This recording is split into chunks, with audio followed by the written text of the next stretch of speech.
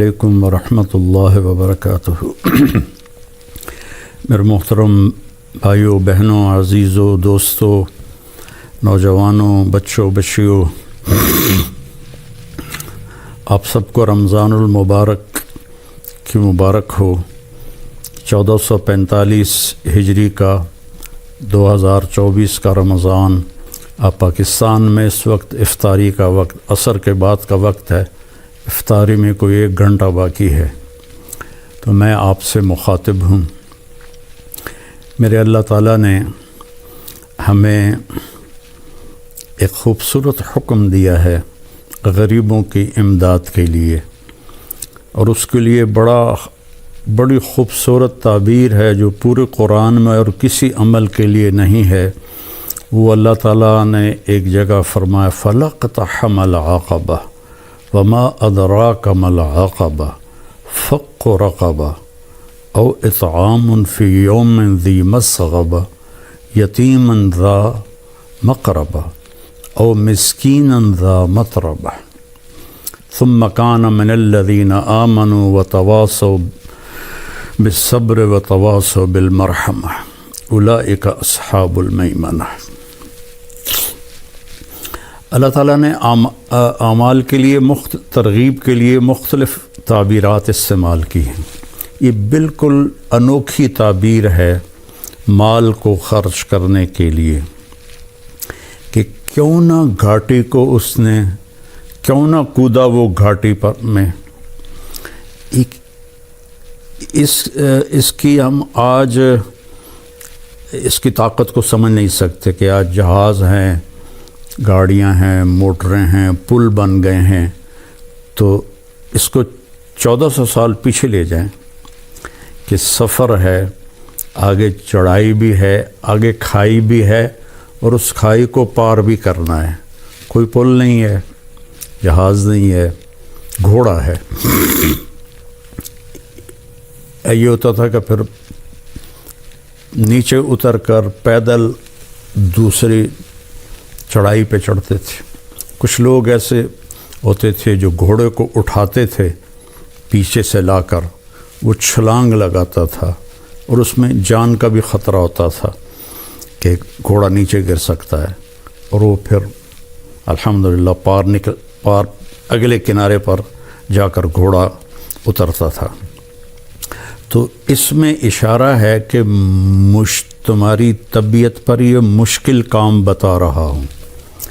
کیا ہے کہ انسان کو پیسے سے پیار ہے، اس لیے اللہ نے پورے قرآن میں بِأَمْوَالِكُمْ وَأَنفُسِكُمْ وَجَاهِدُوا فِي سَبِيلِ اللَّهِ بِأَمْوَالِكُمْ وَأَنفُسِكُمْ وَتُجَاهِدُونَ فِي سَبِيلِ اللَّهِ بِأَمْوَالِكُمْ وَأَنفُسِكُمْ۔ اللہ نے پیسے کو پہلے ذکر کیا ہے، جان کو بعد میں ذکر کیا ہے۔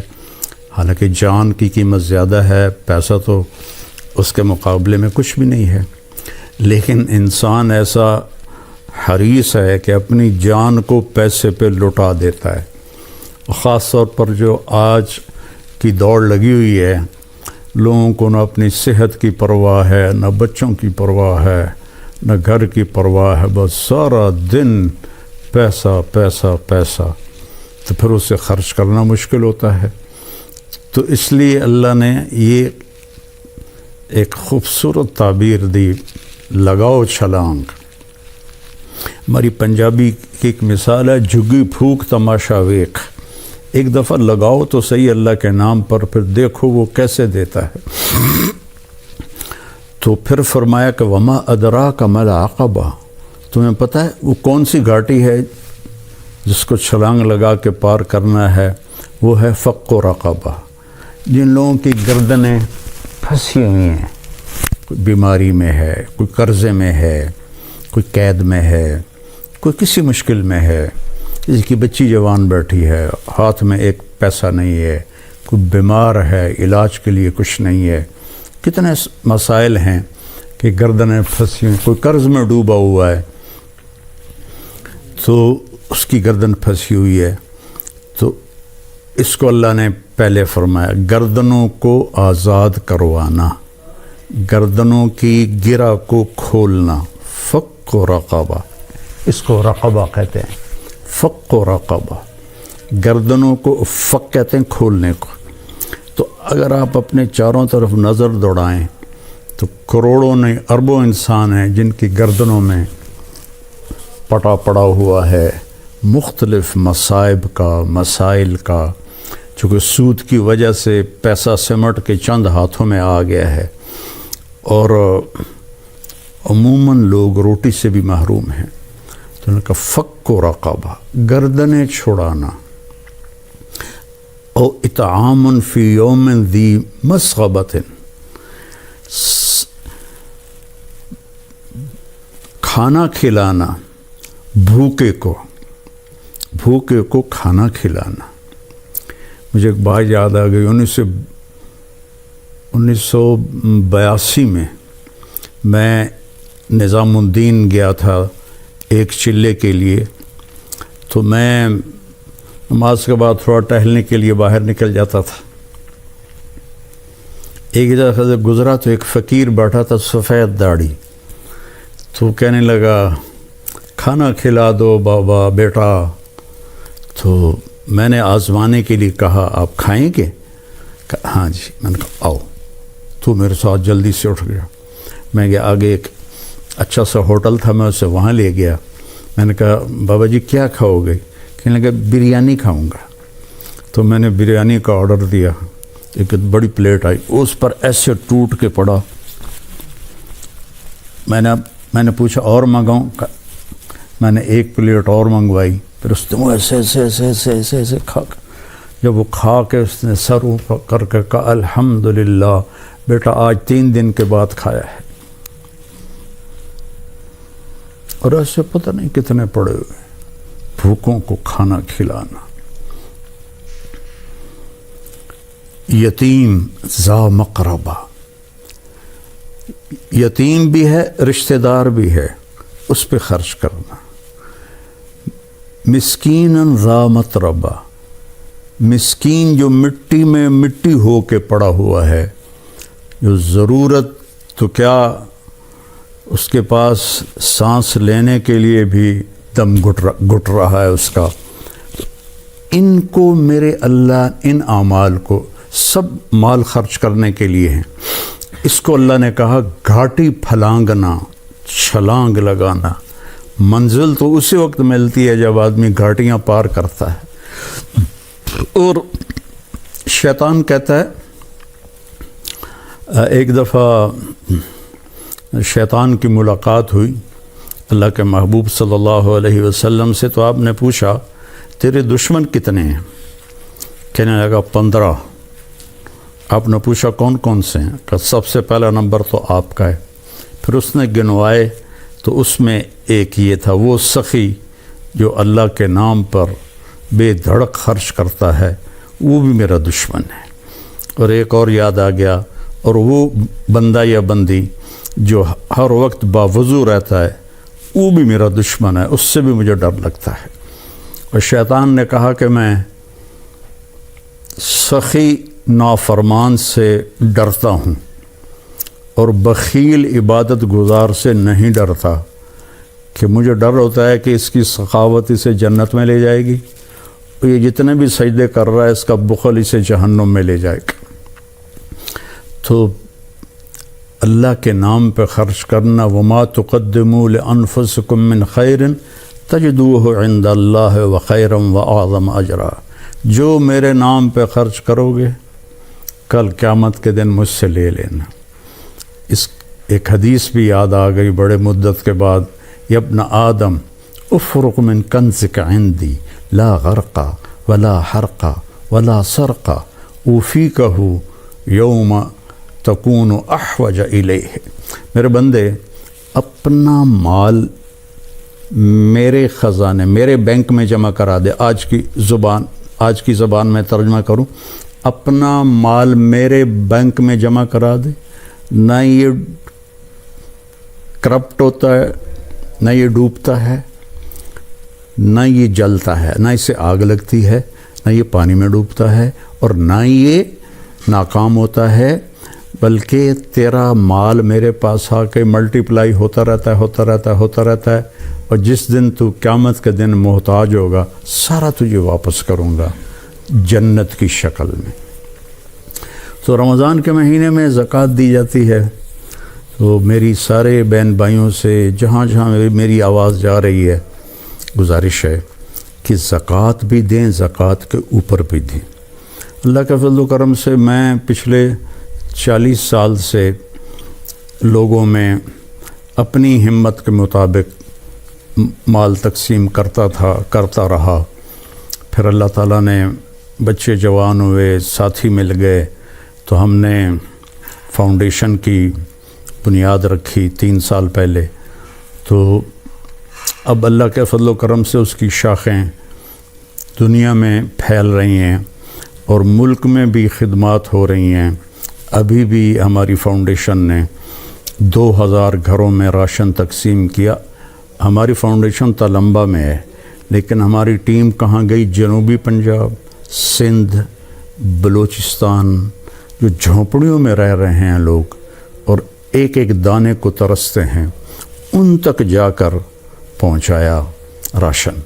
اگر آپ کا تعاون اور ہوتا تو ہم 2 لاکھ گھروں تک پہنچ جاتے، کیونکہ ہم تو اتنا ہی خرچ کرتے ہیں جتنا بھائی دوست بہنیں ہماری مدد کرتے ہیں۔ اور میرے نبی نے سب سے پہلے یہ میرے نبی نے کیا ہے کہ آپ نے اصحاب صفہ کی کفالت فرمائی، اور روزانہ رات کو آپ مدینے والوں کو جمع کرتے اور کہتے بھائی یہ غریب لوگ ہیں، کون کھانا کھلانے لے جائے گا؟ کوئی 1 لے جاتا، کوئی 10 لے جاتا، کوئی 2 لے جاتا۔ حضرت سعد ابن عبادہ بڑے مالدار تھے، وہ کبھی کبھی سب کو لے جاتے تھے، یا رسول اللہ سارے ہی میرے پاس بھیج دیں۔ تو یہ روزانہ کی آپ کی رفاہی محنت تھی غریب لوگوں کے لیے۔ اور یمن کے لوگ آئے تو ان کے چہرے کی کھال پھٹی ہوئی خشکی کی وجہ سے، تو آپ لرز گئے اور آپ نے فوراً جمع کیا مدینے والوں کو اور ان کے لیے چندہ مانگا۔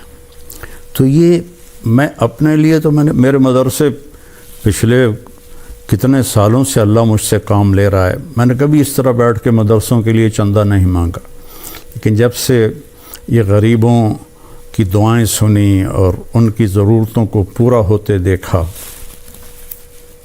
کل ہی ایک عورت میرے پاس آئی کہ جی یہاں گلیوں میں مانگتی پھرتی ہے، کہنے لگی جی میں کرائے پہ رہتی ہوں، 5000 کرایہ مہینے کا، وہ کیا ہوگا جس کا کرایہ 5000 ہے؟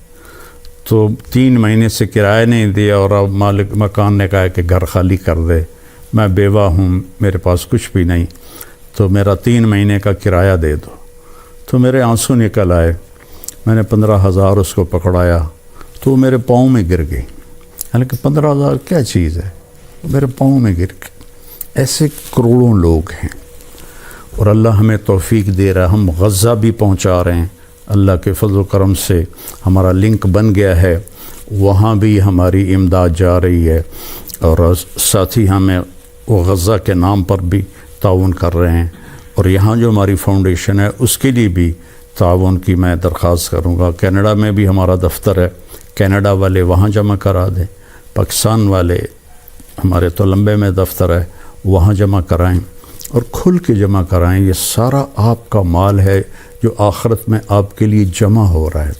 ایک لیب بنائی ہے جو لاہور کی سٹینڈرڈ کی ہے، اور اس میں ہم نے تو مفت رکھا تھا، لیکن لوگ آ کے پیسے دیتے ہیں، چونکہ جو دوسری لیبارٹری میں جو ٹیسٹ 2000 میں ہوتا ہے وہ ہماری لیبارٹری میں 500 روپے میں ہو رہا ہے، اور اس کا رزلٹ لاہور کی کسی بھی بڑی لیبارٹری سے ملا کے دیکھ لیا جائے بالکل اس کے مقابلے میں ہے۔ تو یہ آپ لوگوں کے تعاون سے ہی ہے۔ میرے نبی نے غریبوں کے لیے چندہ مانگا، تو میں بھی آپ سے اپیل کرتا ہوں کہ آپ ہماری فاؤنڈیشن کی مدد فرمائیں، زکوٰۃ بھی ہو، زکوٰۃ کے اوپر بھی ہو، صدقات بھی ہوں، نفلی بھی ہوں، فرض بھی ہوں، تو یہ سب آپ کے کھاتے میں جمع ہو جائے گا۔ اور اب میرے نبی کا فرمان ہے کہ سخی اللہ کے قریب ہے، لوگوں کے قریب ہے، جنت کے قریب ہے، دوزخ سے دور ہے۔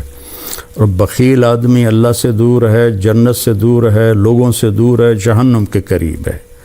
تو آؤ بھائی بہنوں، جنت کا سودا کریں اور اپنے اللہ کو راضی کریں اللہ کے نام پہ خرچ کر کے۔ جب سامری نے وہ وچھا بنا دیا بچھڑا اور کہا یہ ھذا الہکم و الہ موسیٰ، تو ہزاروں لوگ اس کی پوجا، انہوں نے تو پتہ نہیں کیا جادو کیا، اس کے منہ سے آواز نکلتی تھی۔ تو موسیٰ علیہ السلام کوہ طور سے واپس آئے تو دیکھا وہ بچھڑے کی پوجا کر رہے۔ تو اللہ تعالیٰ سے پوچھا یا اللہ کیا حکم ہے؟ کہا ان کی توبہ یہ ہے انہیں قتل کرو۔ تو ان سب کو قتل کیا گیا، اور موسیٰ علیہ السلام رنجیدہ سے ہوئے تو اللہ نے ایک دم جنت دکھا دی کہ دیکھ تیرے بندے یہ جنت میں بیٹھے ہوئے ہیں جو قتل ہوئے ہیں۔